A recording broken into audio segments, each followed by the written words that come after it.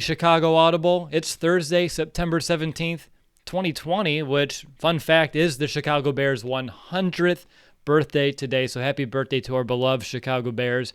I'm Ross Wildewitt. I'm joined by my co-host, Nicholas Moriano. We already met the Giants with Bobby Skinner, and now it's time to take things a step further with our weekly game preview. Nick, I know you had puppy class this afternoon. I had another football game, and I think both went exactly the same almost, which is terrible, I would assume. Yeah, so puppy class, we actually had to skip last week because the instructor got sick. So it was the first time back in 2 weeks, and Brady decides that the bathroom was his, play area, and basically just took a crap right on the floor. So first puppy to do that. So don't know whether to be proud or, embarrassed. I was embarrassed, but yeah, that's exactly how it went at puppy school today.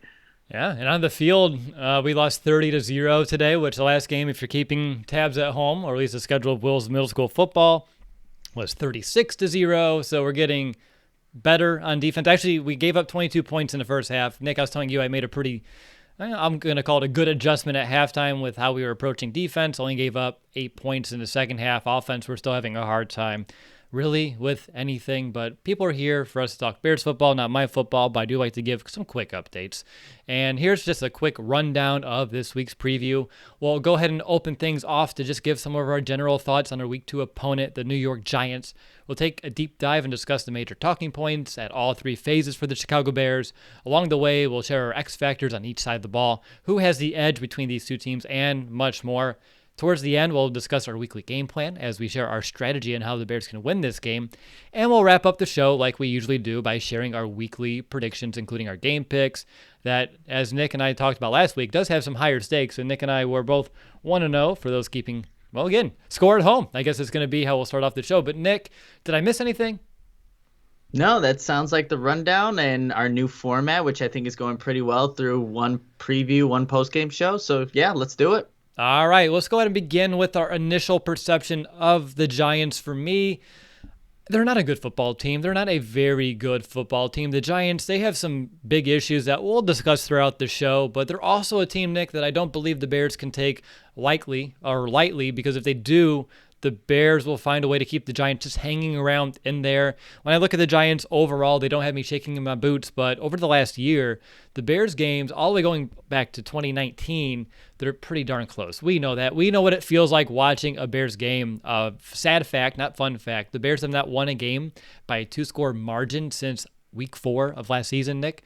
So just showing how close these Bears games are, and just due to that, and knowing that the Giants, they do have playmakers on offense, they're a potential threat this week, and only if the Bears allow them to be. And just knowing the Bears that we've seen over the last few seasons, they'll probably keep this game closer than it should be. But how about you? What's your just initial perception, your opening thought about the New York Giants?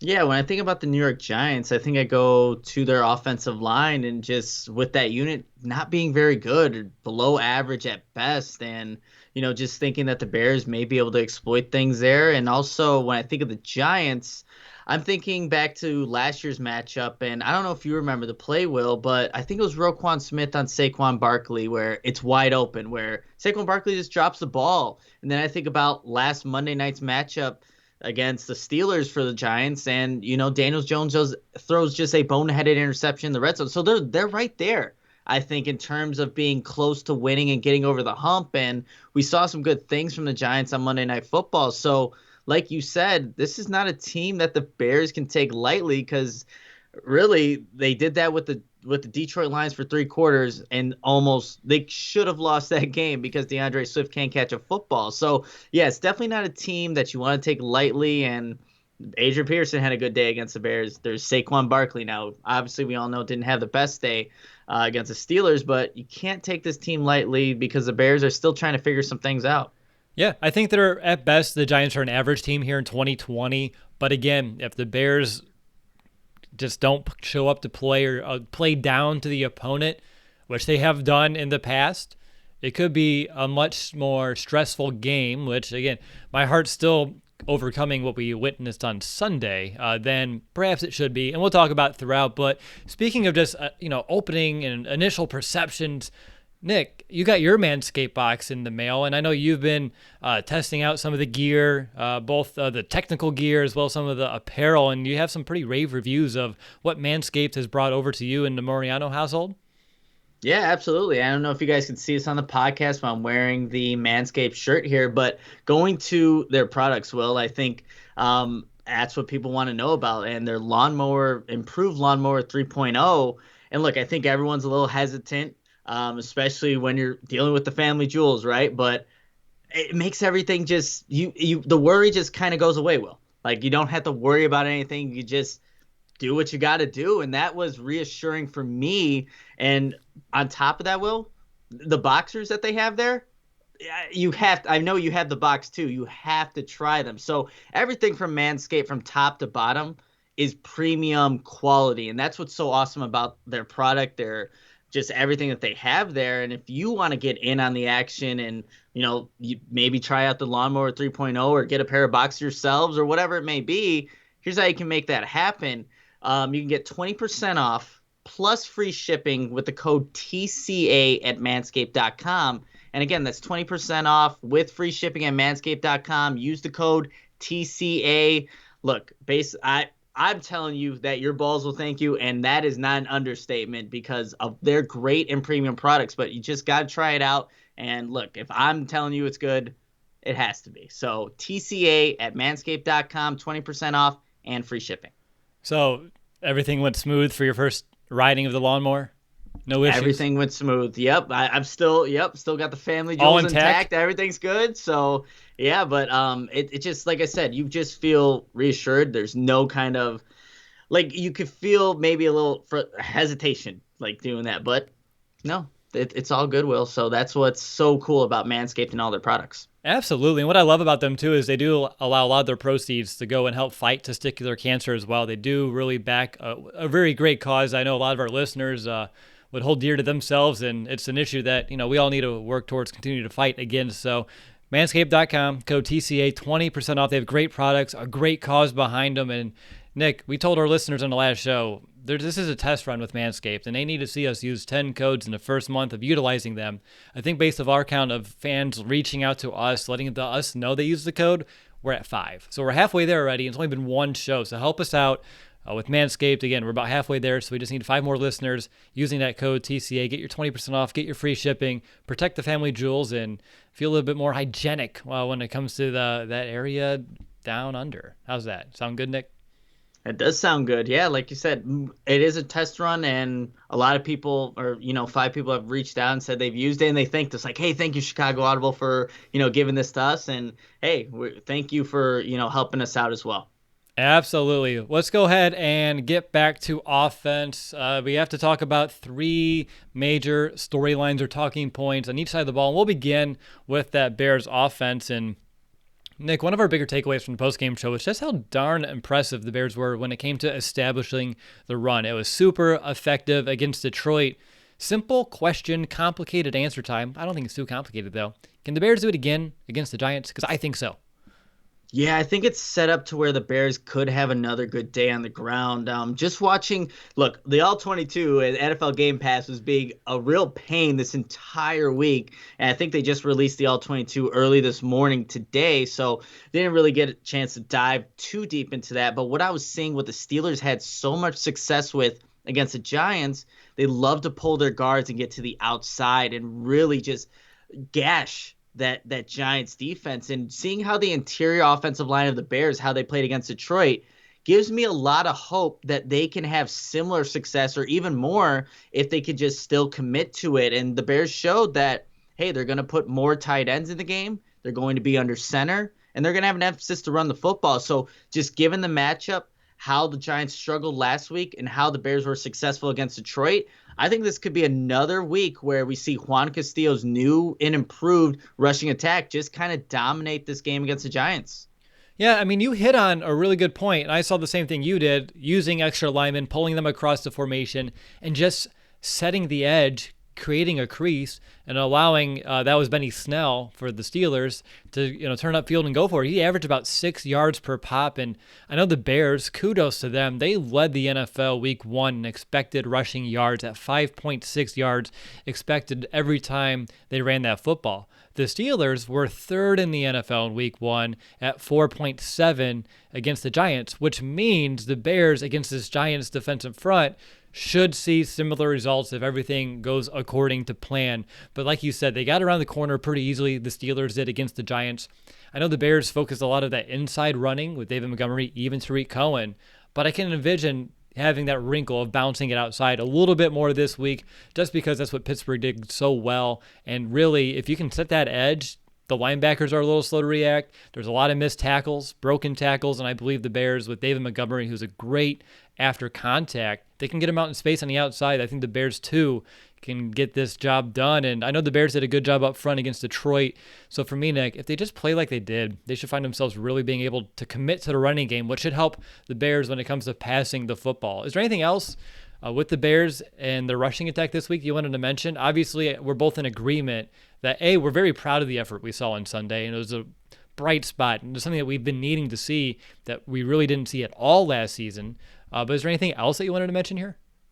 I think outside zone, the running scheme, that I think we're going to see a lot more as the season progresses, just with Juan Castillo's kind of system that he has in place, really, I would think would cater to a Tariq Cohen and Cordell Patterson having big days on the ground, just guys that like to get on the edge maybe more times than they should. But just given how the Giants kind of played things, I would expect some maybe big explosive plays to happen, especially if you can get James Daniels just being that polling, leading, offensive lineman in front of those two guys. There's definitely potential for explosive plays in the rushing attack. So, yeah, I'm looking for that to be definitely a focal point come Sunday.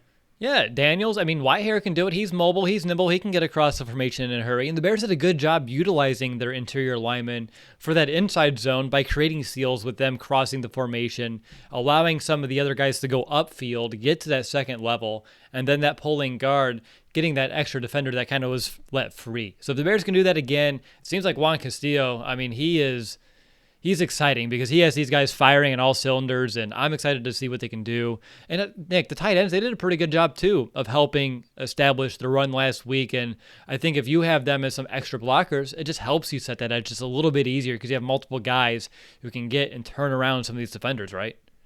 Yeah, absolutely. So I know I tweeted yesterday that it was Kevin Gilbride, who is not the tight ends coach. Clancy Barone also is really big help with the Bears rushing attack. So, yeah, whatever's working right now for them, they just need to continue doing that and build off of it, obviously. Like we said in the postgame show, there were plays that I think there could have been more potential there. So as long as the Bears continue to improve in that aspect, they'll be in a good spot.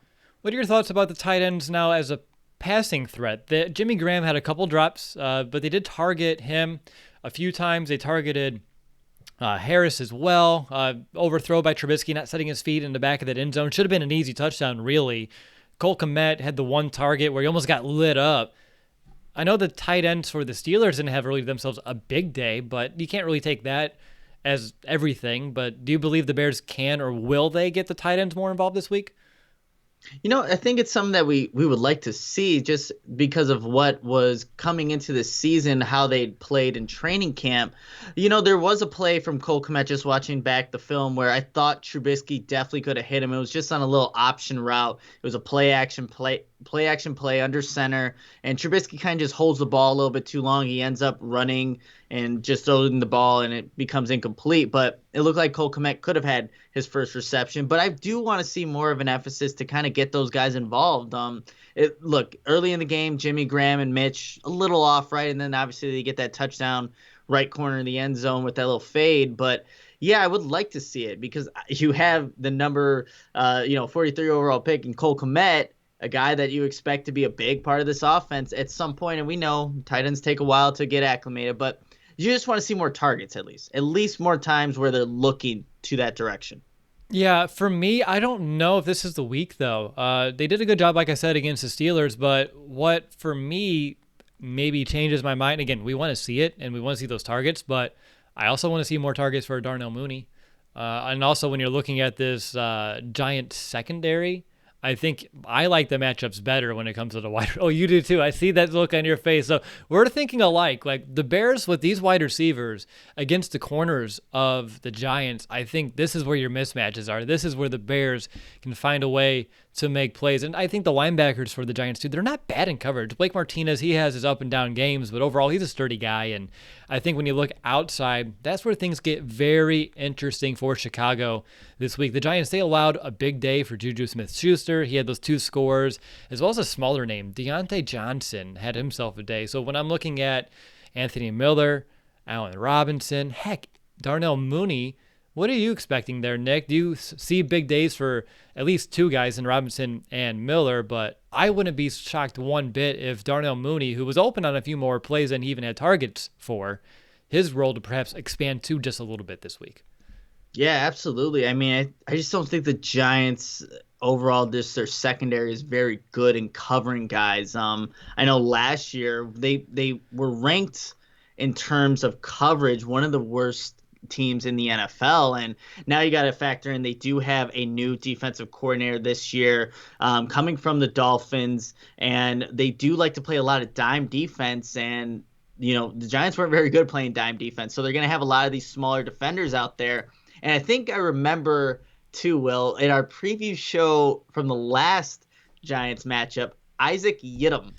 We said get him. Yeah, all right. So he showed up again for the Giants, not covering Juju Smith-Schuster on a crosser over the middle for a touchdown. So there are matchups throughout the secondary for the Giants. So you're looking at the Bears. There's opportunities for, again, these big plays to happen, this offense to really open up, not just in the fourth quarter, but throughout the entire game. But yeah, I remembered Isaac Yiadom, get him. So exactly. I think it's going to be a lot of that come Sunday again. Dude, it was like a light switch. You said Yiadom, and I was like, get him.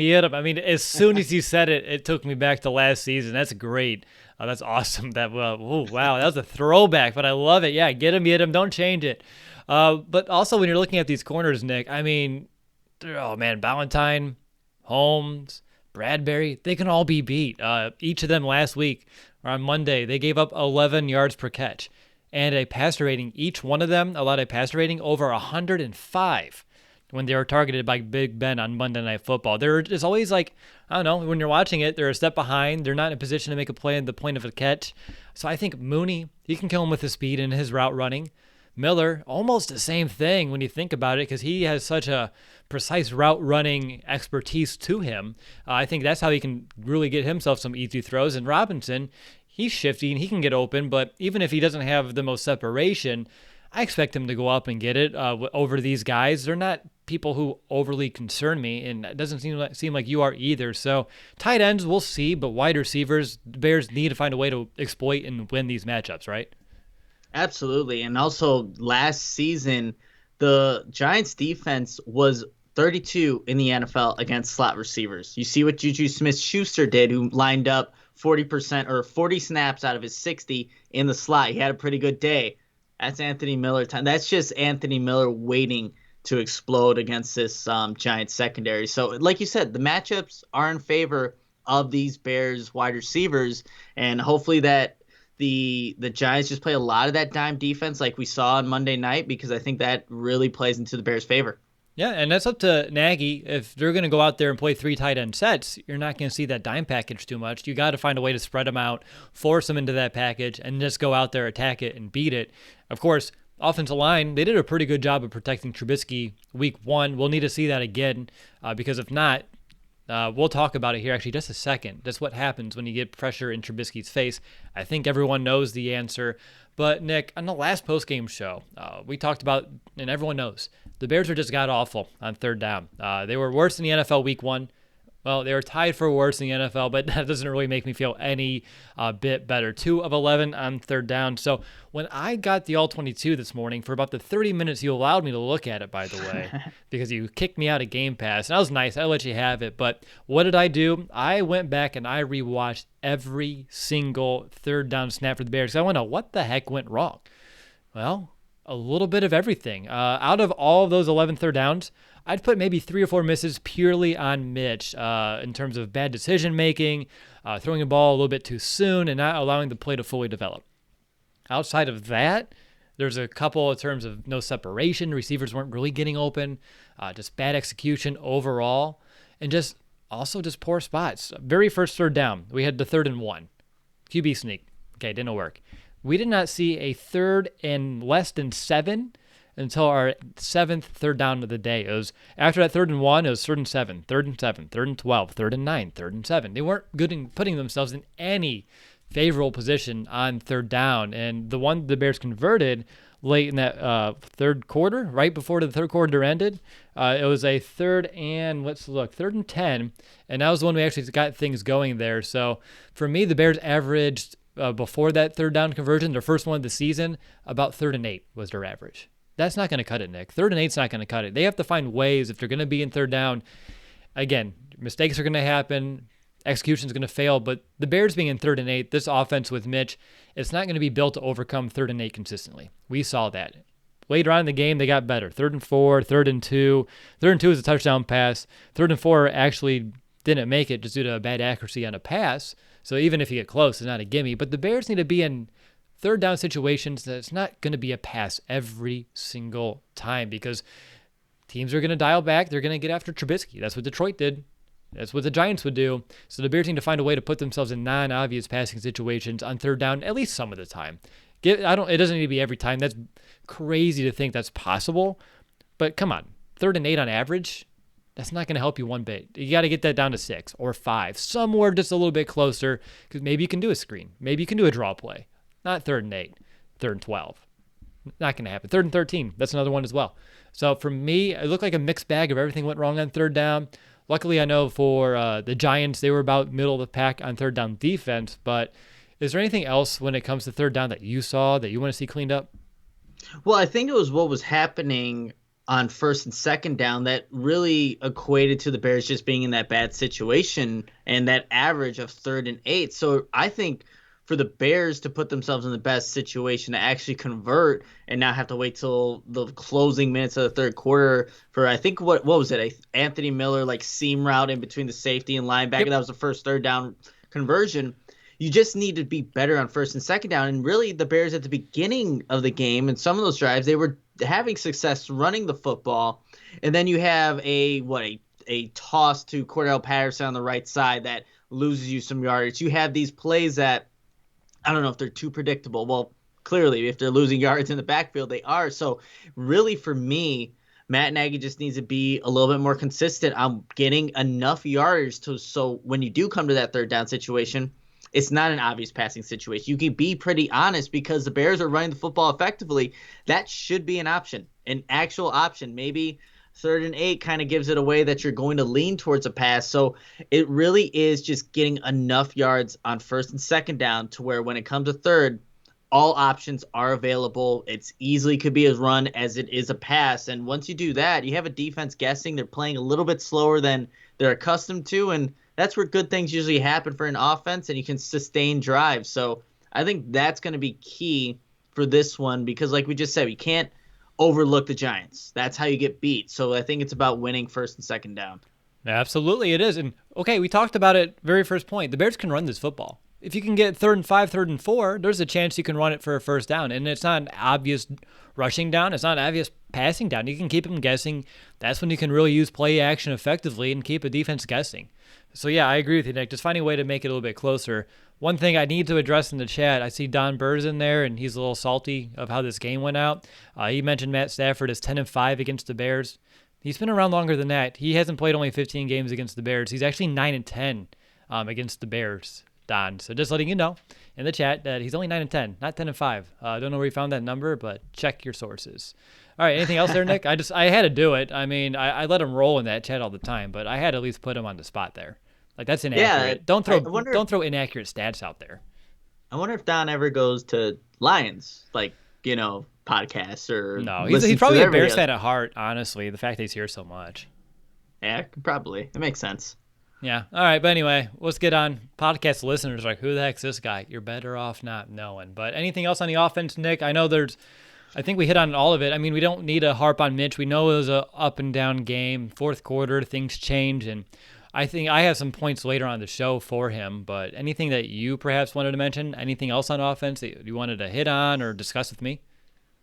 I wonder. I mean, obviously, depending on what you want to talk about with Mitch later in the show, but I think just with him, I feel like there's a good amount of people that, hey, he had a good game on Sunday against the Lions, and I just don't think you can't just forget 3 quarters of football and say, hey, led him to a great comeback, which he did, which is great, which is what you want to see. But there were a lot of things that came up in the first 3 quarters that we've seen from Trubisky time and time again. So I don't want to go too far into it. We'll probably talk about it a little bit later. But yeah, the Mitch Trubisky, I guess, experiment is still ongoing. It is, and it's unfortunate. I'm not giving him a full benefit of the doubt because I would be silly if I did that because it did look so reminiscent. I'm just going to, again, with everyone, and we're going to talk about a player on defense that we're both very concerned about. But the fact there wasn't a preseason, the fact that there was a weird training camp with a ramp-up period and things like that, I'm giving guys at least a couple of weeks here to get their footing before I make any final judgment on them because week one, the NFL is very fluky as it is. I mean, teams can blow really good teams out, end up losing the next 5 games. We don't know. So it's one of those things where I'm taking this game by game. Give me a few weeks, and I'll make some thoughts on Trubisky, and we'll make them clear. But like you, we have to see better. What we saw in the first 3 quarters is not enough for this Bears team to win. Luckily, it was enough week 1, but it wouldn't be enough. Heck, I don't know if it'd be enough this week. I know the Giants aren't the best, but we have some tough teams coming up here getting close. That kind of effort won't do it. So we'll talk about that here in just a little bit. But let's go ahead. Let's transition to the Chicago Bears defense. And last week, Nick, I'm kind of eating my words just a little bit. I got a little bit bullish about life without Eddie Goldman. And maybe it wouldn't be so bad. But I think we actually missed him a ton last week. So are we officially more concerned? Because we started off when we heard about him opting out, super concerned. And then we talked ourselves into, we can live without Eddie. We'll figure out a strategy and we'll get guys shifted around and be okay. But after last week, I don't know. Is it going to be okay? That's a good question. I think it's yet to be seen because Chuck Pagano was clearly not, when he was speaking to the media today, basically saying that none of him included, Matt Nagy, the defense, they weren't happy about the performance on Sunday against the Lions, and they shouldn't be because that unit, like we said in the postgame show, didn't look like it had that ferocity, that want, that drive, that like dog in the fight. It wasn't there until the fourth quarter really happened where they needed to make some stops. And when it comes to, letting Adrian Peterson of all people really run all over you and be the enforcer, that is concerning because holes were opening up. You saw linebackers not fitting the right gaps. You saw, again, without Eddie Goldman, they can exploit some of those things. So I think it's going to be a, wait and see if this unit can actually improve, which I think it will. Look, I don't think week 1 was what they're going to be for the rest of the season. They're way better than that, but they have to maybe just do some things a little bit differently because without Eddie Goldman, you have other guys that are not true nose tackle. Like Roy Robertson-Harris is not a nose tackle. Bilal Nichols is not a nose tackle. So you have to compensate for maybe doing something a little bit differently with your front. And if Pagano doesn't adjust, then I think we're going to continue to see the same exact problems. Yeah, I mean, that's really what it's going to come down to is the ability to adjust. My issue, though, Nick, is when I watch like a John Jenkins or if I watch a Bilal Nichols, at least week 1, that's the only week we got, but at least when I watch the film from last week and they're playing nose, either of them, they're not absorbing double teams well. They're getting turned out of these plays and they're allowing either the center or the guard, whoever's working on that exchange, to turn them around in a hurry and then reach that second level and get to a Trevathan and get to a Roquan Smith, which really opens up the running lane. Or even worse, if it's a one-on-one matchup, they just get completely washed out of the play as well at the point of attack, turned around, can't even get close to the play to make anything happen. And what Eddie Goldman does so well is he's so strong and he's so big, he doesn't really get turned too much. He's able to stay square, allowing himself to, that's what, Nick, how many plays do you see Eddie Goldman make with one arm? Because he is square. A running back's going right by him. He's just like, nope, and gives him a big old bear hug and sits him down. You can't do that when there's a guy in your face. He's able to turn you and drive you 3 yards away from the intended gap. It's just not going to happen. And unfortunately, I saw Jenkins do that. I saw Nichols do that. I know Nichols is stronger than that, and I know Jenkins is as well. I just don't know if it's just getting into a game and it's a little bit different from practice, so they weren't ready for that level of strength coming at them. But what Eddie Goldman does well, which is working those double teams, and when he's being single team and holding his gap and not going anywhere, those are the two things I saw both Nichols and Jenkins struggle with, and that inability to hold their ground is what really, really worries me for this entire season, unless they prove me wrong here soon. But at least with one game as my sample size, highly concerned that they can't do that job. Yeah, no, I mean, like I said, wait and see, because they haven't proven that they can stop it, and they have another opportunity to maybe change that narrative against what could a good running back. We know the offensive line's not good for the Giants, but we gotta see it happen as opposed to just talking about it. Yeah, exactly. And I know there's other issues. You talk about Robert Quinn coming back, and I hope that helps. And that needs to be, well, what are your thoughts on him real quick? I'm trying to think if we had that later on in our notes. Yeah, we have pass rushing next, right? That's what you and I wanted to talk about? Yeah. So pass rush. I mean, you don't want Robert Quinn to just solve all the problems, because we were talking about this on the post game. Like, if they need Robert Quinn every single play, you're becoming way too reliant on a Robert Quinn. But he does provide that spark that wasn't there with Leonard Floyd being the outside linebacker. And also, I want to address this now, going back and watching some of the All-22, and just, I know it's pretty critical of Khalil Mack. Yes, we want to see the sacks. He was still applying pressure on Matthew Stafford. He's still making a bunch of plays. So, initial perception and then actually watching the tape, it tells two different stories. I think because we want to see the big impact plays, Khalil Mack is still Khalil Mack, and he still makes a heck of a lot of plays. But going back to pass rush, you still want to see other guys really step up. And I don't know. I think it was maybe just a week one game, Will, because there were times that almost everybody on that defense was just making a player like, really? This is happening to start the season against Detroit. It's very uncharacteristic, but I think the pass rush, if Robert Quinn does play, will be better. It has to be. I think that given the Giants tackles and how it's going to be a rookie against Robert Quinn at left tackle, and he struggled a bit of times on Monday Night Football against speed rushes, that's where Robert Quinn really excels. So I'm kind of looking forward to that matchup. And then also with, obviously, Khalil Mack on the opposite end. Yeah, obviously we hope that Robert Quinn makes an impact. I'm just nervous just because, Nick, he hasn't really practiced. So we know rust is going to be a factor, but Pace needs him to be a home run hit. When you're looking at the Lions, well, he could, but the Giants, they're not really good at pass protection. They didn't do a good job with it at all. I'll call him your bidet buddy. Will Hernandez had a very rough night in pass pro specifically. So if they do have Roy Robertson Harris on him or Bilal Nichols, they need to find a way to win that matchup. I know he's your buddy. You guys have the same kind of toilet at home, but not this week, Nick. You had enough with Hockenson last week that I can't have you rooting for anyone else on the opposing team anymore. Yeah, no, can't do that. It was also weird, Will, and I don't know if we were going to end up talking about this pass rush and how it plays into the Bears, but it seemed like, and I don't know if you saw this on film, like the Giants for some reason left a lot of unblocked defenders just kind of rushed right in. Like you saw just whoever it was for the Steelers, really, they were just unblocked, and like it didn't even have to really do much but go the course to the running back or to Daniel Jones, and it was really taken care of right then and there. So it was just weird how the Giants kind of block things as well. So I wonder maybe if they have to clearly fix that up and clean it up for this game against the Bears, but if they continue to do that, it makes Robert Quinn, even Roquan Smith blitzing up the middle or Khalil Mack's job a lot easier.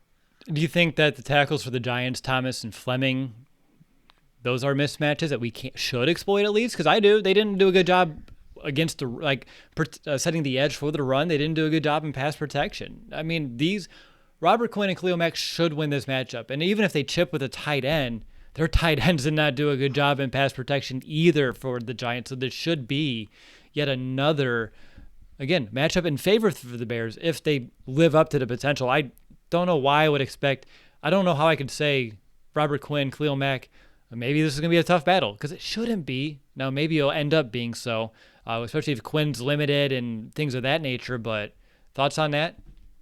Yeah, no, this should be a matchup that they win. I know we had him pegged, Akeem Hicks, Khalil Mack winning against Detroit last week, but this one should be where you see more of that pressure, more of the pocket just collapsing on Daniel Jones. It should be. And then look, if they have Evan Ingram blocking Khalil Mack or even a Robert Quinn, I don't care how much rust he has, you're wanting Daniel Jones to get hit, to get sacked, to get pressure because that man cannot block to save his life. He just can't. And he had a couple of drops or on Monday night against the Steelers. I don't know. Again, it just seems like there's a disconnect with the philosophy what the Giants want to do and how they're kind of doing things, like leaving guys unblocked and having Evan Ingram, a pass catching tight end, be a primary blocker. You're asking to get your quarterback hit, and if they do that against the Bears, that's going to happen.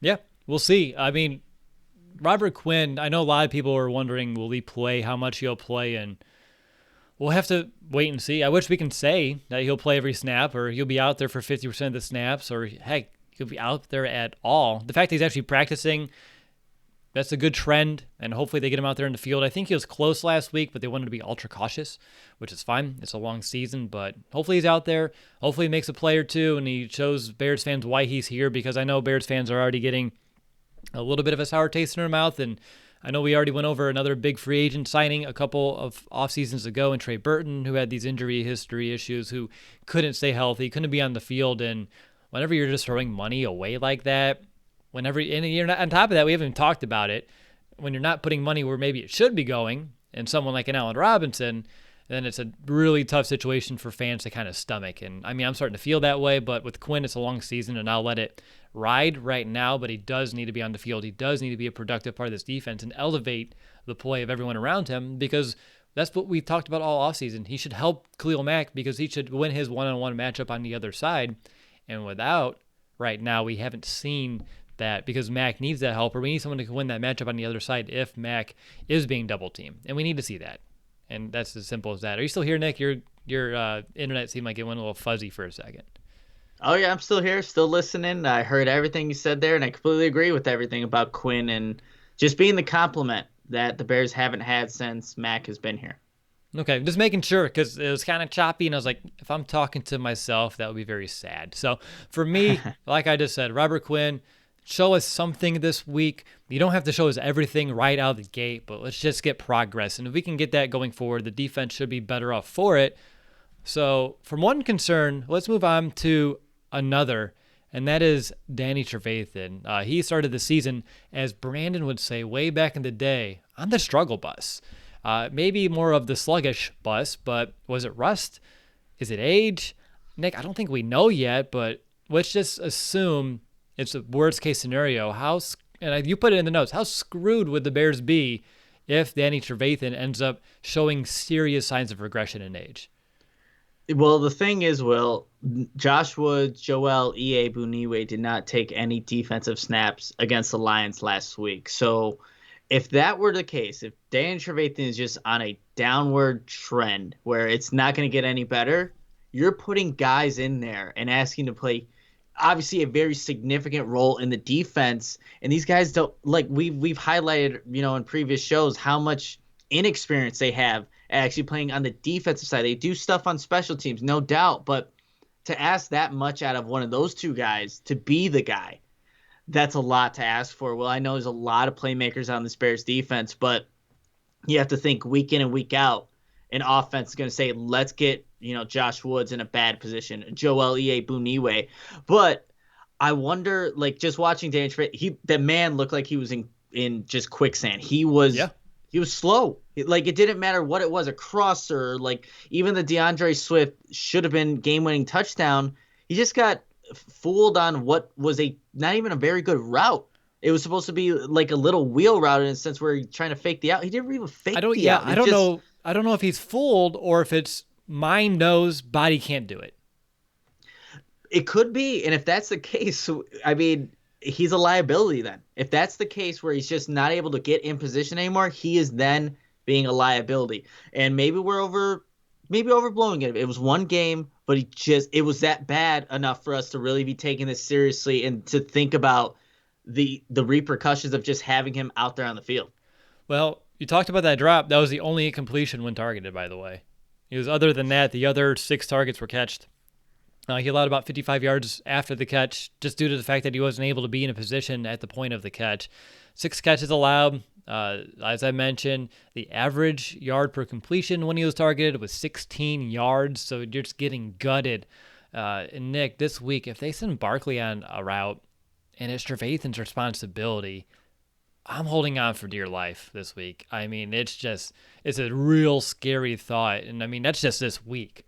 If that's a matchup, that's a scary matchup at that. But long term, if, like you said, if he's not 100% or if he can't be the player that we needed him to be, if you throw in Iyiegbuniwe, if you throw in a Woods, even if they're faster, they don't have the same IQ.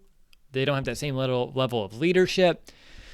And really the best fit maybe to replace him is no longer on the roster, and Rashad Smith, who was poached off the practice squad and is now in Dallas on their team. So it's a tough situation all the way around to inside backer from a position that was just so deep last year that I know we're only 1 game in, but a lot of fans are concerned, and I think they're rightfully concerned. They spent a lot of money on Trevathan. It's a backloaded contract. It's nothing they can really get out of. It's not looking like a smart move right now, and Trevathan is a great guy. He's a great teammate. He's someone that you love here in this locker room. But if Father Time's catching up and knocking on the door, and it's a young man's game, and if he's just not, and he always gets injuries. I know last year's the elbow, so really his legs shouldn't be an issue. Hopefully it's rust, but as of right now, we don't know. But this needs to be something that every fan is watching for this week, next week, to see if he can get a little bit faster, a little bit better, a little bit more in position. Because if not, we got to start looking at plan B, because we can't have a liability out there who's allowing 6 out of 7 catches, 16 yards a catch, over 60 yards a yak. Not in this defense. This defense, you cannot have that one bit. No, absolutely. And I think it's just, look, had he just messed up on a couple plays, like it's a couple plays, it's week 1. No, this man had consistently just out of position, and he's going to be, like you said, under a microscope for, like you said, not just this week, this Sunday against the Giants, but for the rest of the season. And I know I'm going to have just a section of my notes. Where's Trevathan? What did he do?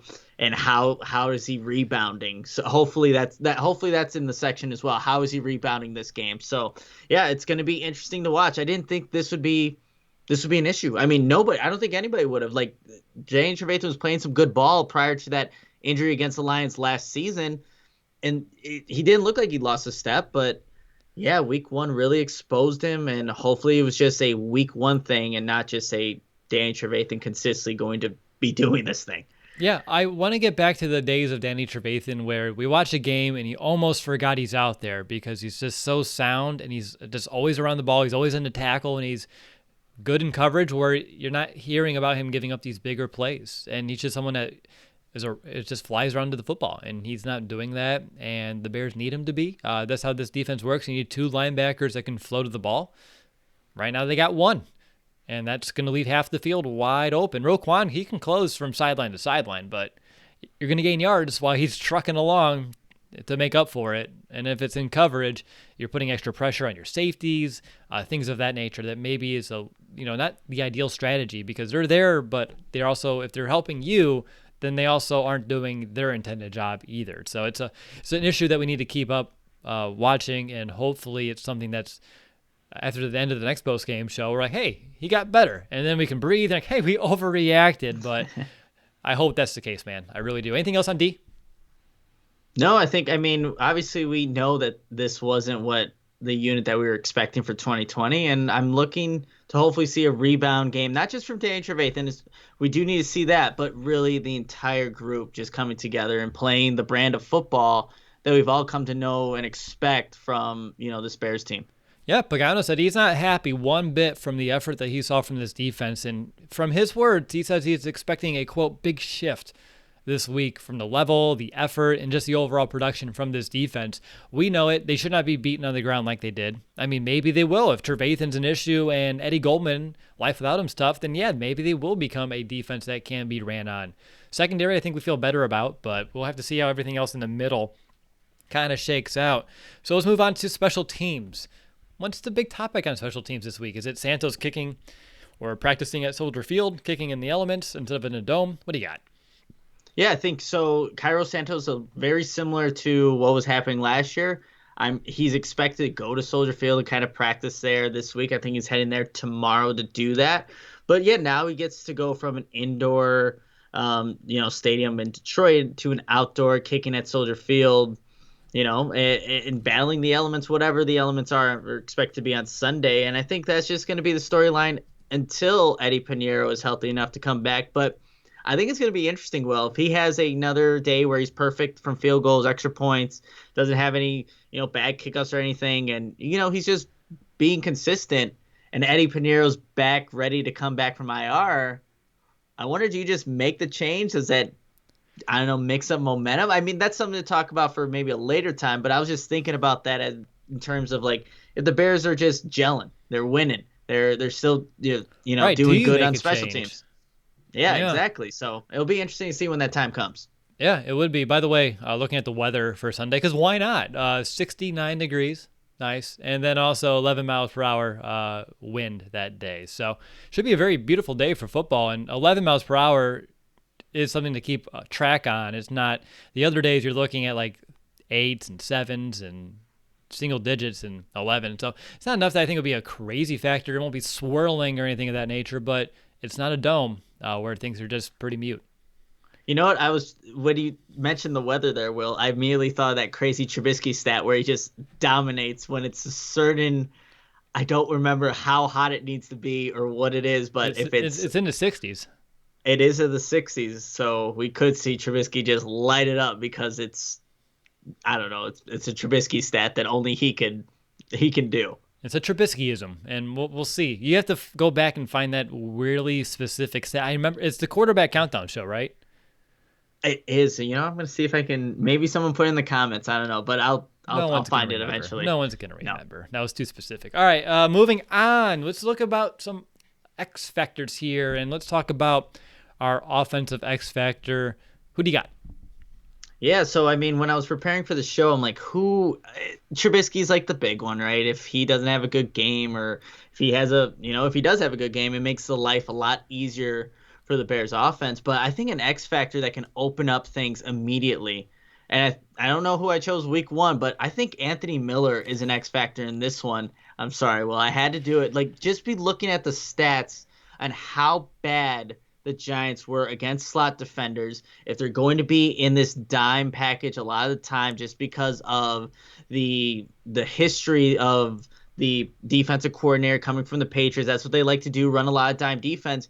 You're going to have a lot of matchups where Anthony Miller's going to be favored, and our guy, get him.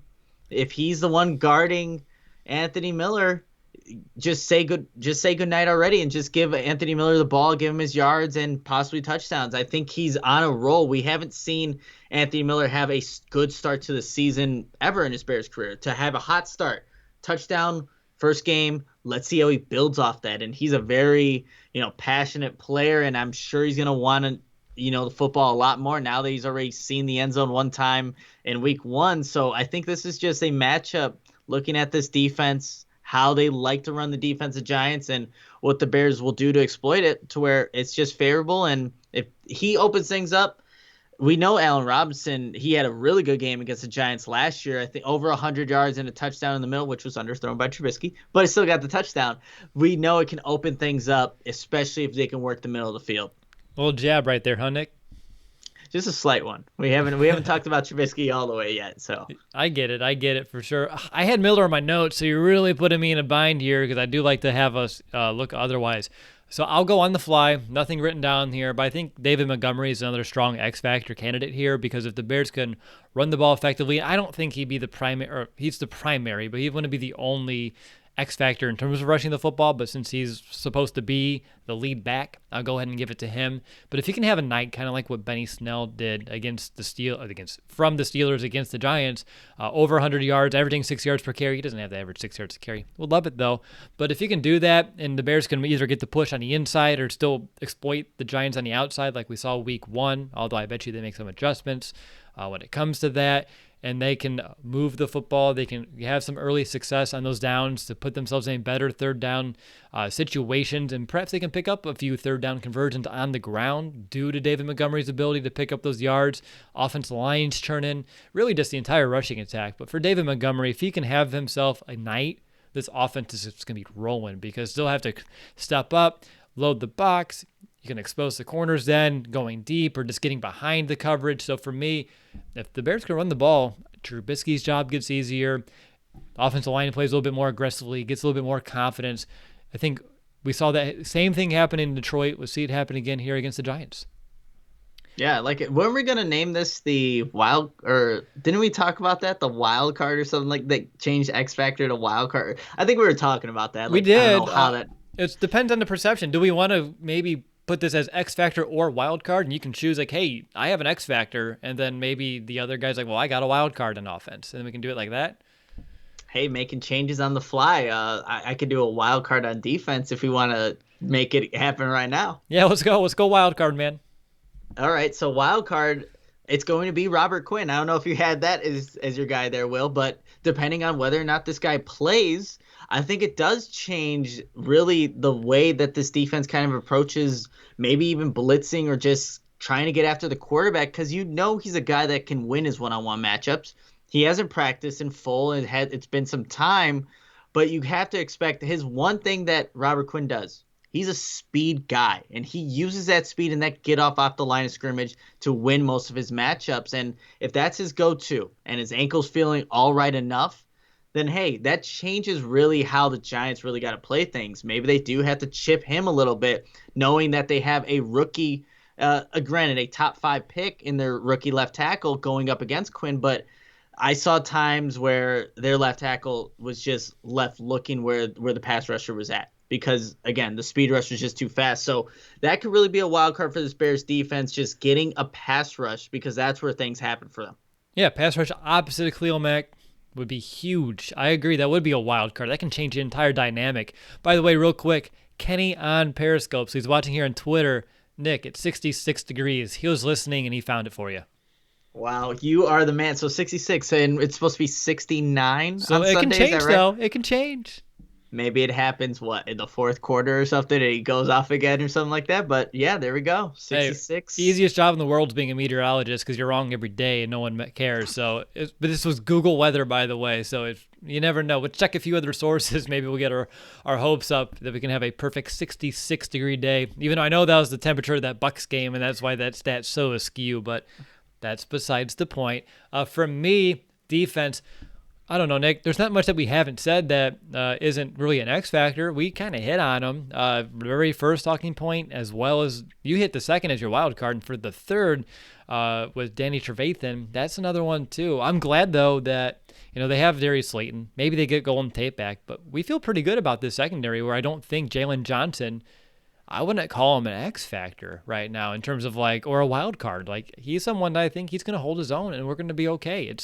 If he struggles, sure, the defense is going to struggle, but I don't really envision him having a terrible day. Sure, he may have his moments, but he should be fine. So for me, X factor, you went Robert Quinn. It's tough. I'll go Bilal Nichols, because if he can find a way to get that push that he did not get against Week 1 versus Detroit, that's great. We saw the Giants, interior, they were getting a lot of push in the pocket. Exterior, they're getting collapsed, so they had nowhere to go with the football. If Bilal Nichols, heck, I'll throw in John Jenkins again. If they get dominated up front in the gut and you get Saquon Barkley moving in between the tackles, that's going to be a problem, because the Giants, if they want to lean on him and he's steamrolling kind of like what the Lions did with AP, Barkley's a little bit younger. He's a little bit faster. He can be equally as dominant.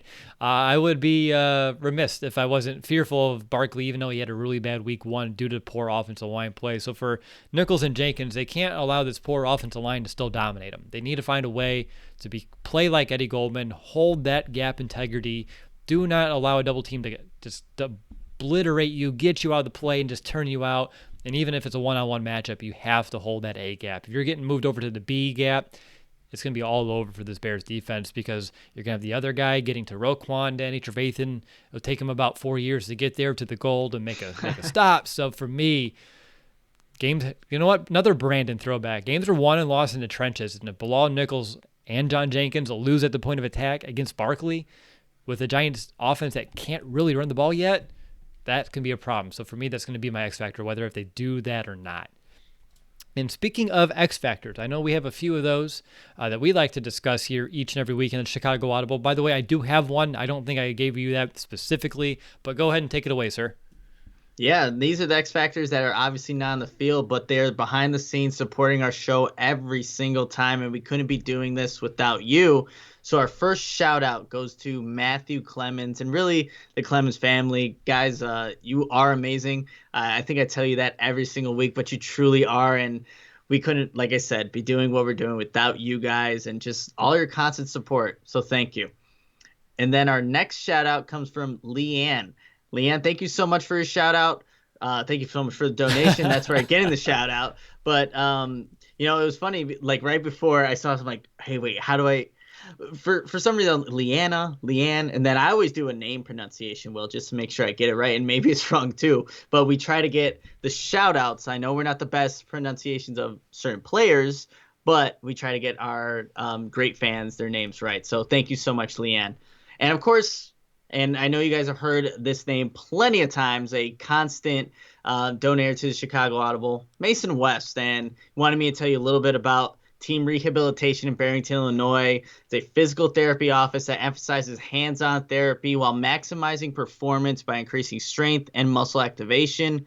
Whether your goal is to play pickup basketball in the park or compete for a starting job on your college team, Team Rehab can help you reach your goals. They see everything: post-surgical, nagging pain, injury prevention, performance enhancement, and all ages, such as a 10-year-old gymnast to a 6-year-old runner.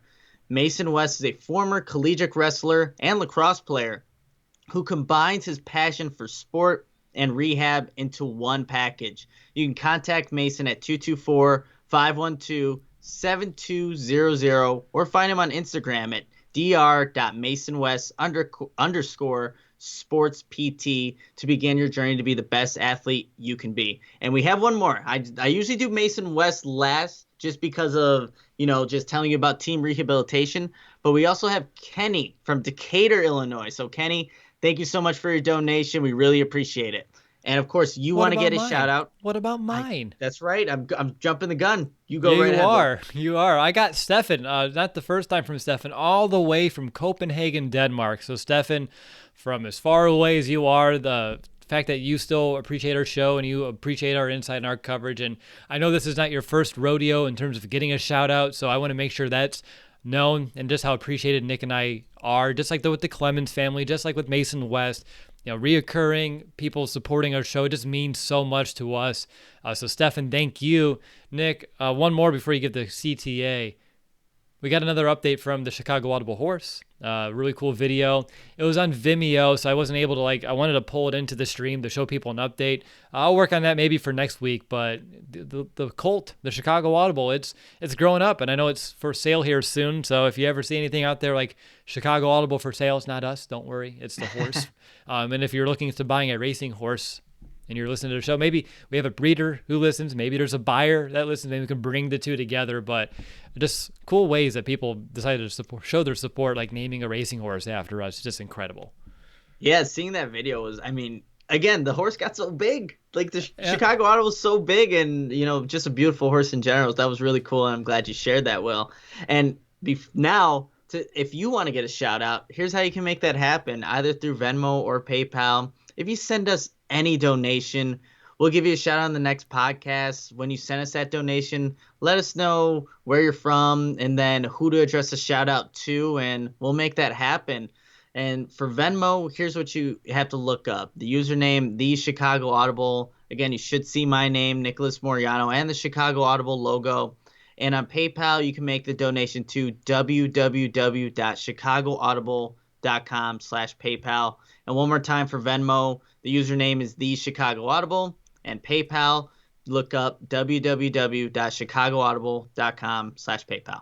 Yeah, thank you so much for those that donated this week, and I look forward to doing shout-outs for our next preview show. So yeah, help support us, help us offset some of the costs of running the show, or heck, buy Nick and I a dinner. Maybe we can each get some to-go food, some takeout food, hop on, do a stream over dinner, and just hang out. That'd be something like fun to do as well. And buy us food. We like eating. Something, This I is don't know. true. Yeah, right? All right, let's get back to business here, Nick. And up next, we have our matchup, our backbreaker matchup. Last week, I talked about an offensive backbreaking matchup. So this week, it's up to you to give us the most pivotal matchup that the Bears offense is facing. Who do you got? Yeah, so again, this was a tough one because I didn't looking at the Giants defense, it's not the most daunting, right? I think we saw that just after what happened on Monday Night Football against the Pittsburgh Steelers, but it all does come down to one man, Will. It's Mitchell Trubisky and this is really the Giants defense in general. And I know this may be like a getaway card or like an easy way out. It is.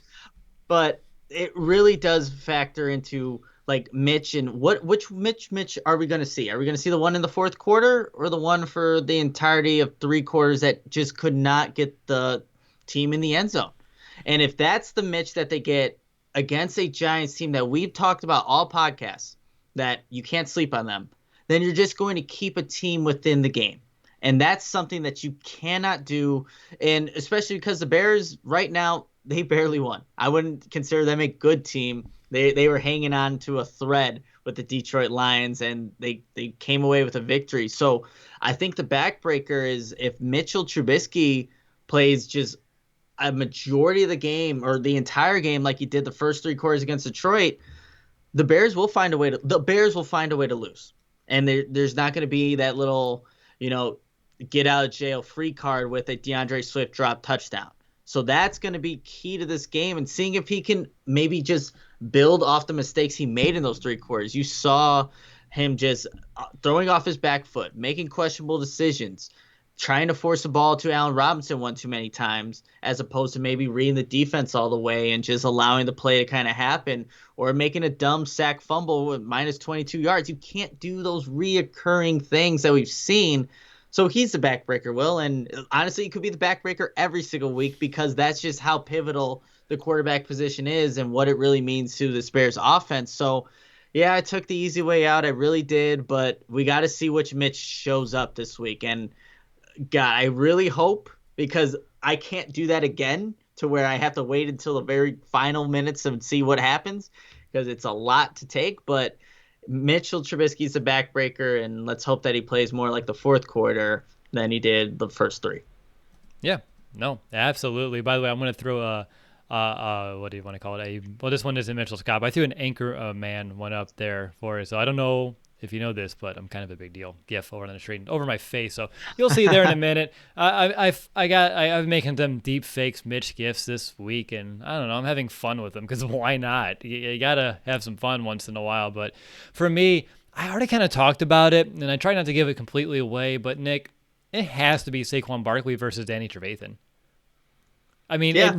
It really has to be. Like, secondary-wise, they should be fine. I think you just saw it, but going across, though, for sure. I mean, if Barkley, he led the team last week, the Giants, with 9 targets. I don't care if it's a screen pass. I don't care if he's going out there for a route, but if it's Danny Trevathan's guy, I mean, I'm holding on to my seat. I'm holding my breath each and every one of those downs. We just know how dynamic he can be with the ball in space. It's just tough. It really is. Like, he can get out there in a screen, and if that's supposed to be Trevathan's responsibility and he's 3 steps behind, that could be 10, 12, 15 yards down the field before he's getting tackled. If he's running a route like we saw with Swift in the red zone, I mean, that's going to be, if Swift's making a miss like that, just imagine Barkley with a little bit more experience, a little bit more shiftiness to him, can do as well. So, and this isn't even Barkley as a runner. This is purely as a receiver. It really worries me. And if they find a way to exploit that consistently, that's the backbreaker on defense, because you can't really find a way to help him too much if it's Trevathan's guy and they're just finding a way to beat him each and every time. I mean, you can try to flip him and Roquan, maybe do a lock man type of situation, but I don't usually see the Bears defense do that. So they didn't change it in game when they kept going after Trevathan the last time. Lions kept finding ways to do it. So maybe it wouldn't just be Barkley, it'd be whoever they want to throw at Trevathan is the backbreaker. But Trevathan in coverage, there you go. Trevathan in coverage. That's going to be the backbreaking matchup for the Bears, because the tight ends for the Giants didn't have a good game either. If they find a way to just go off on Danny, yet another issue that this Bears defense is going to have to find. So Danny Trevathan and your liability and coverage is going to be our backbreaker unless you prove it's rust and you're playing a little bit faster here in week 2. All right, so it's time to go ahead and find out who has the edge, and this is where we kind of boil things down. We have each side of the ball, Bears offense versus the Giants defense, rushing, passing, and vice versa. I'm going ahead and beginning this time. I have the Bears running offense versus that Giants run defense. And for me, Nick, I got to go with that Bears running offense. They got such a tremendous push, and they were playing as one unit against Detroit, very much in sync, getting and beating the point of attack, pushing into the second level, and the Steelers were able to do a lot of the same. The only difference that we talked about already is exposing the Giants by getting around to the exterior, as well as just creating great creases right off tackle, right off the tight ends as well. So I expect the Bears, they're going to follow suit. Give everyone some breathing room in the backfield, create some holes. David Montgomery won't be contacted in the backfield all too much. Same with Tariq Cohen. And if that's the case, the Bears running offense should easily win this matchup. I just like our matchups across the board when it comes to the linemen. So for me, Bears running offense is an easy win.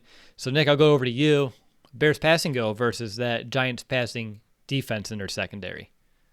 Yeah, I have to go with the Bears passing attack there just because I don't see a lot of playmakers for that Giants, secondary, just that passing defense in general. This changes, though, if Marcus Golden, Lorenzo Carter, pass rushing guys can get, take advantage of the Bears tackles. But, I think Matt Nagy will do a good job of getting the ball out of Mitch Trubisky's hands and just, again, and we talked about this earlier, just exploiting some of those secondary players. I don't have to say Isaac Yiadom's name again, but that's a guy that I really like, or really even, Bradbury over there on the right side. So there's guys that you can exploit, and I think Matt Nagy's going to use that to his advantage. So I have to give it to the Bears passing attack, and really with these first two defenses that the Bears are playing, it favors, as bad as the Bears were offensively last year and for 3 quarters against Detroit, the Bears should be favored in these matchups, and I have them favored in this one.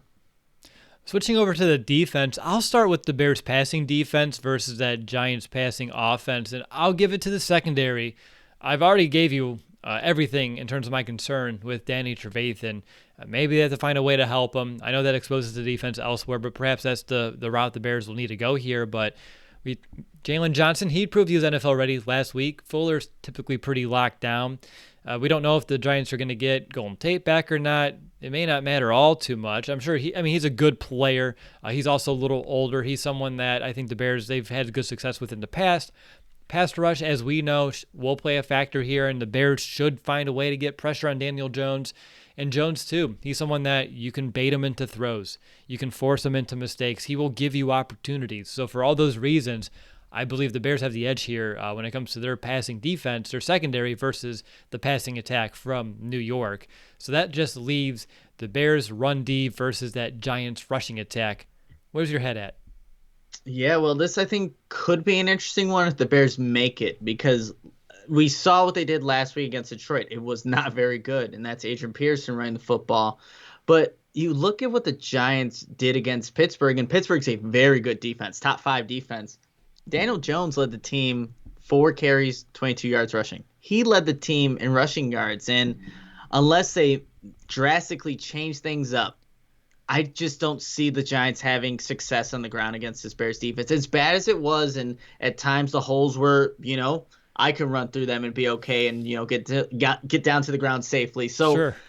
I think that the Bears will rebound. They'll find a way to do that. And I think that the Giants are still trying to figure things out. Like I said, we talked about Ingram. If he's a run blocker, you exploit that matchup. If they're going to leave unblocked defenders to come at Saquon Barkley and tackle him behind the line of scrimmage, be my guest. So that's going to work in favor of this Bears defense. And if they get Robert Quinn with that speed off the edge too, that does help. And we have to see what Danny Trevathan, like, again, going back to being that wild card guy, he's a different player when he's fast, instinctive, filling the gaps. We got to see that guy come out. But I still have to give it to the Bears, as, glaring as it was to see them get exploited in week 1. I think they do bounce back. And Chuck Pagano was saying in his press conference today, you're going to see a different unit. And I really do believe that.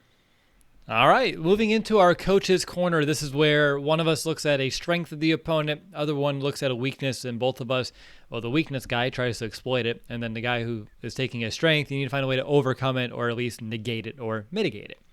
So for me, I have a giant strength, and Nick, I was telling you, I was like, it's kind of hard to find one that I would call a true strength, and I guess I could have used a cop-out. I could have pulled a Nick here and just went again with Barkley as a receiver, but I didn't do it. Don't worry, I didn't do it. So for me, even though they're not very good and they're more all right, I'm going to give it to their pass rush. Just given the benefit of the doubt to players like Williams, Carter, Marcus Golden, I know they can generate pressure. They don't do it all too consistently, but in spurts, they all can be pretty good pass rushers, and I know they can make quarterbacks' lives pretty difficult, especially on third down if the Bears are in third and obvious passing situations yet again. So for the Bears, offensive line, tight ends, they just can't allow it to happen. We talked about the tight ends staying in as extra blockers, and that worked out pretty well. And on top of that, the Bears, if they can just find a way to keep that pocket relatively clean, Nick, we talked about it, the matchups in the secondary, the Bears should be able to exploit those. More specifically, if the Bears have time to allow some of these routes to develop, there should be some really nice, I would hope, easy decisions and throws that Mitchell can make here. And heck, throw in max protect like we saw week 1 too. Give Mitch limited reads and just give the receivers some time to go through their progression. And I'd also maybe attempt to, if they are getting some rush, and we saw it work in the fourth quarter, it's easy to say, but you never see it happen on game day. Maybe you go hurry up, try to negate it. We see teams do it against Khalil Mack, so why can't we do it against opponents? And we know Mitch, whenever he's in no huddle, whenever he's in that hurry up mode, he kind of finds a groove in a way. So keep the defense on their heels. Maybe you go hurry up. Maybe do max protect. Maybe you can just win 5-on-4, and you can just go with that. Maybe it's a combination of all three, but at the end of the day, Nick, the Bears can't allow the Giants' pass rush to become a big factor in this game because getting pressure on Trubisky is the easiest way to derail everything when it comes to this Bears offense. The Giants shouldn't be that big of a factor, but they can be pretty good at it if the cards kind of fall the correct way. So that's going to be the strength term I'm going to use of the Giants that the Bears need to find a way to negate. So how about you? What's something the Giants aren't very good at that you want to see the Bears exploit? Well, so we definitely talked about it too, and I just think that, when you look at, and you know what, I mean, I could go either side of the ball here, but let's just say for the Bears to have success on offense, it really is going to come down to exploiting, and again, the secondary. Let's be completely honest here. It's not a good unit. And instead of the Bears actually going maybe more of that big front with tight ends, let's get a lot of the wide receivers out there. I want to see like these 3-by-1 sets and maybe even more of those wide receiver. Like we didn't see a lot of wide receiver screens in this week 1 matchup. And a guy like Darnell Mooney with, I think, the ball in his hands and just being able to make people miss, that's something that you want to see in trying to test these Giants, secondary players. That's going to be, I think, an easy way to exploit some of these guys. So, yeah, it's something that we've definitely touched on, but that's really where the Giants struggle, just making even open field tackles or being in the right position to make plays on some of these Bears wide receivers. So it really is spread them out and let Mitch actually open it up a little bit. And instead of kind of going that traditional route, what they did week 1 and trying to establish the run, you could do that a little bit. But I think the best way to exploit this Giants team, even though they got pretty gashed with the running game by Pittsburgh, I think they're still easily as exploitable in the passing game. And I want to see what Mitch can do with that to really prove that maybe the fourth quarter, not okay, you're not going to throw 3 touchdowns in 1 quarter every single game, consistently. But what? Maybe you can't throw 12 touchdowns a game? I don't think he can, Will. I think it's just not in him. But if he's trending in the right direction, this would maybe be a good opportunity early on in the season against a, not a very good defense to see what Mitch is all about. Okay, no, I like that. And I'm going to just say it here. Why can't we have both? Why can't we gash them on the ground and then also spread them wide? And hey, if you do spread them out, maybe you have a friend in your box. And if the offensive line's just dominating, it should be pretty easy picking for the Bears in that regard as well. But let's go ahead and move into the final portion of our show. And it's time to hand out some predictions. And we begin, like we always do, with our bold predictions. By the way, 1/3 of mine came true last week. I did say that a tight end would get a touchdown, a new tight end. I said it'd be Komet, but Jimmy Graham works as well, kind of. But regardless, how about you? Do you want to kick it off with a bold prediction, or do I go first this week? Yeah, no, I think I made this one at like 2 in the morning. I thought it was pretty good. So last week, and especially with all the Allen, and we haven't even really even talked about it with the whole entire like Allen Robinson situation. I think he's due to make just have a really good game to show impact why the Bears should sign this man. And last year against the Giants, he had 6 receptions, 131 yards, 1 touchdown. And then I looked, what is his career high? He had 155 yards. I think that was in 2014, his really big season with the Jaguars. So he sets a new career high this Sunday against the Giants. And I said, just throwing it out there, 6 receptions, 158 yards, and 2 touchdowns. So that would be his new career high, beats it by 3 yards. And I mean, look, he's dominating the game, but he also scores twice and just continues this trend of dominating the Giants. He gets that on 6 catches? Yep. So he's going, it's big play after big play. Yeah, that's 26 yards a yard catch. And it came out even, which is nuts, by the way. I can still do division. Kudos to 5th grade math. But yeah, that comes out to 26 yards per catch, which, I mean, this is bold prediction time, so I like that one a lot. But unfortunately, that's not going to happen. I would love to see it, though.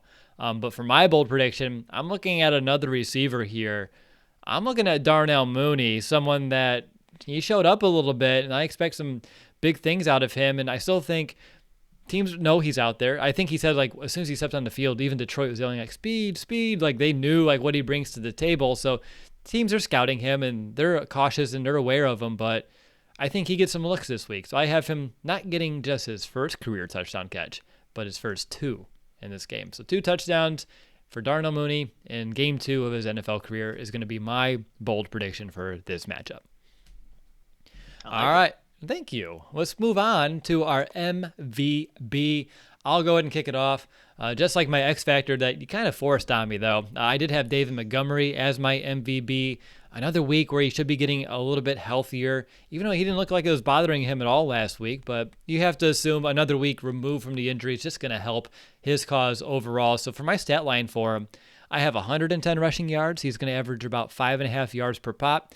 He's going to get a score. He's going to help chew up the clock, keep that Bears defense fresh. Danny Trevathan can definitely put his feet up, relax a little bit, make sure he's 100% when he goes back out there on the field. But if the Bears can just establish a run with Montgomery, choose some clock, have some long sustained drives, just leaning on the running back, I think that's going to really help their cause. You don't have to put all the pressure on Mitch, even though we do like those matchups in the secondary. So if you can just lean on Montgomery, and we saw the Steelers have some good success on Monday night, I think there's a good chance he can end up being our MVP. So for me, I'm going to predict Montgomery as the Week 2 MVP. Nick, how about you?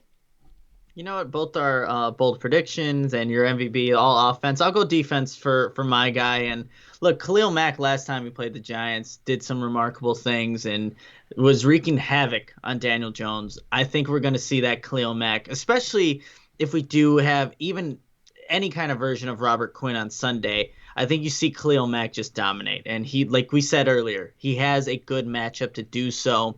And if you're having Evan Ingram of all people trying to chip or just block this man one-on-one, you're asking for it. So I think when it's all said and done, Khalil Mack will show why he's still one of the best defenders in the NFL, just wreaking havoc on Daniel Jones. Like we said earlier, he's going to hold on to the ball for a little bit. He's going to try and give his offense chances. He likes to do this thing where he just kind of backs up and backs up and backs up and waits for a guy to get open. Khalil Mack's kind of one of those guys that will exploit that and will look to get the football and not just a sack. So I think when it's, like I said, all said and done, Khalil Mack will be the MVP. All right. I like it. We got some defensive love here at the last part of the show. So that's good as well. They need it. For our game pick, we are both 1-0. Again, loser this year, they're going to have to wear some Packer gear, Viking gear, Lion gear, go around the city of downtown Chicago, maybe take a photo in front of Soldier Field. Maybe we'll frame it, and you have to put it in the background of your shows for all eternity at the end of the day. Man, just thinking out loud here. We got to keep those stakes hot. So obviously, if we all pick the Bears all season, we're going to have a tie, and we're both going to have to do it. So that may be a problem. So I know with that, you're going to go ahead and just go with the Giants this week. So that's a good, easy win for me, right? No.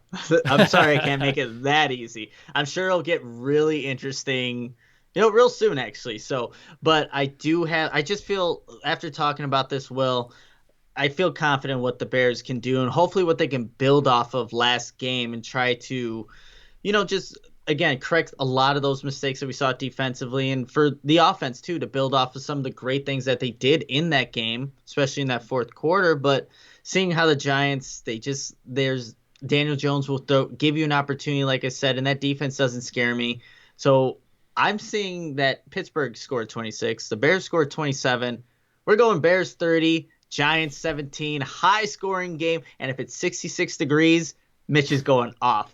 So that's the real X factor that I should have said earlier. But The weather? 30, the weather, 30-17 Bears. The three temperature differences that we can perhaps see throughout this game. The 3 degrees Fahrenheit that we need to see this weather drop. I mean, I did say this, the high was 69, so maybe around kickoff it may be pretty close. So we got to get the ball. So either we lose the toss and they defer, or we get it and we need to go before it starts getting later in the afternoon. That may just we have to look at the hourly here next. When we do confidence meter, I'm gonna have to look it up because I'm just super curious now. That may be maybe a recipe for success for the Bears. So watch out, meteorologists worldwide. So for me, Nick, I think everyone knows we're going Chicago here, and I don't think I need to even harp on all the million of reasons why. But, and you hit on a lot of good ones, so I'm just going to piggyback off of you, and I'm going to say, but with all that, don't forget what I said on the top of the show. The Bears make games so much closer than they need to be every week. They're gonna make you rip your heart out, put it back in, stomp on it a few times. I said in the last game, I feel like I lost like 27 years of my life just on that last game. So for me, I'm giving the Bears 24. I think they should be able to score more, but let's not get our hopes up. It was 1 week, but we do expect good things from this offense. I got the Giants 21. It's going to be a close game. Defense, they're going to have their moments, and hopefully Pagano's right. We're going to see something completely different. They're going to be lights out again, but I'm not going to hold my breath on that just yet. I need to see it first. And again, Bears allow opponents that shouldn't have much business sticking around do so. And I know the Giants aren't good. They're more average and maybe even just slightly below average in the NFL this year. So the Bears just play down. So for me, 24-21. Prove me wrong. Win by 2 scores for the first time in about a year. And then we'll have a great post-game show come Sunday afternoon. So, Nick, I'll go check the weather report again. I'll dive in. So how confident are you that the Bears will end up winning this game?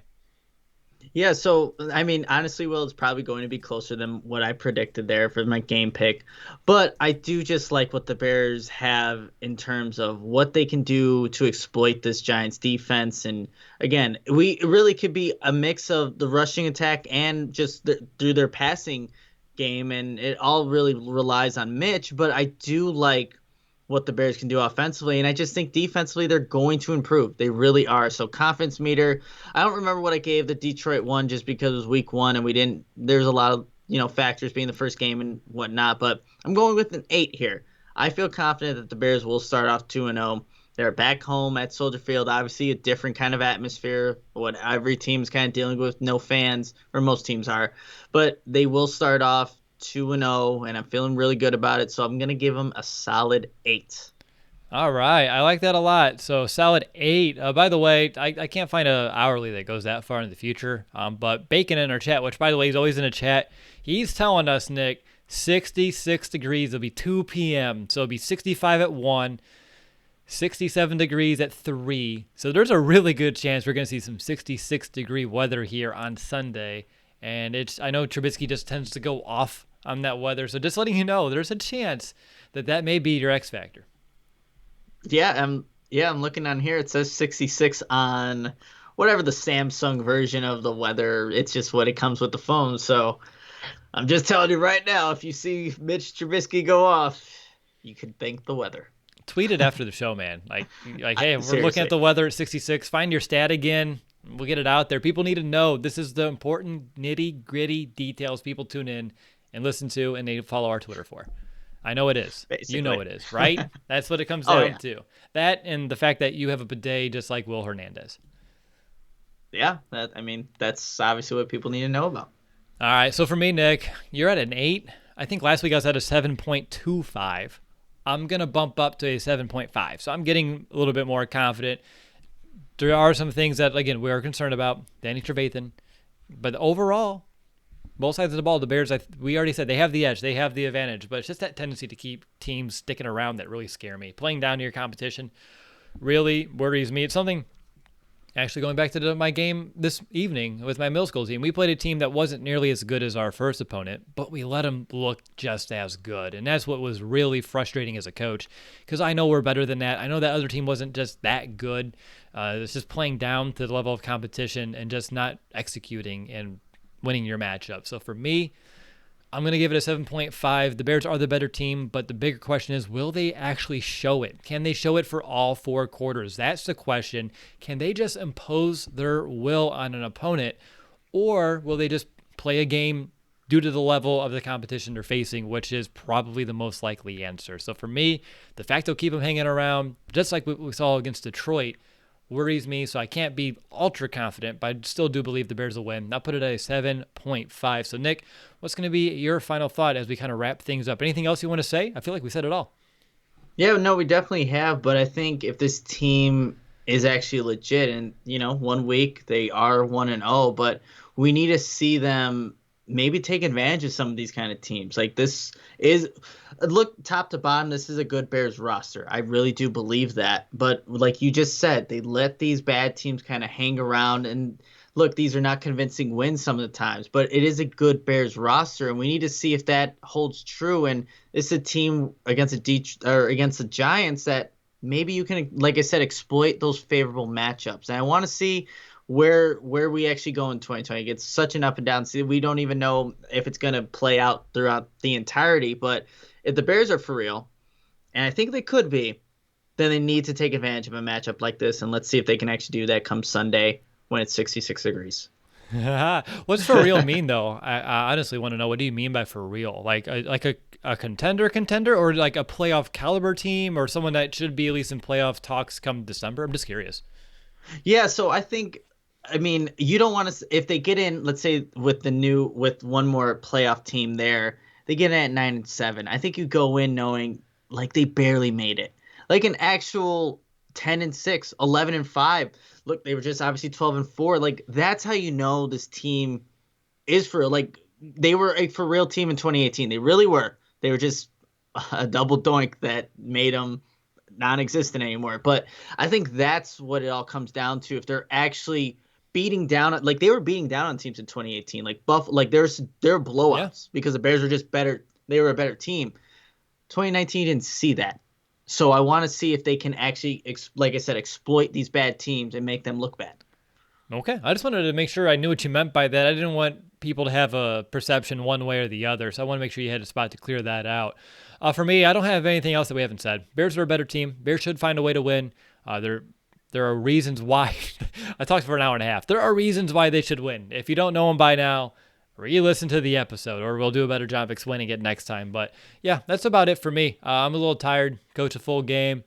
Came back here immediately to do this podcast, which I love. It made me feel much better than I did maybe right before we started. So I want to thank everyone who enjoyed, and I hope that you enjoyed our second game preview of the season. It really is, again, I said it last week, but I'll say it again. It's so fun to just dive into matchups again. And this time it was different because we got to look at games and figure out what teams are doing and talk about it instead of extrapolating from a whole season ago and trying to figure out how free agents are going to be and things like that. It's a little bit more concrete, which is very nice. So I hope you enjoyed the show.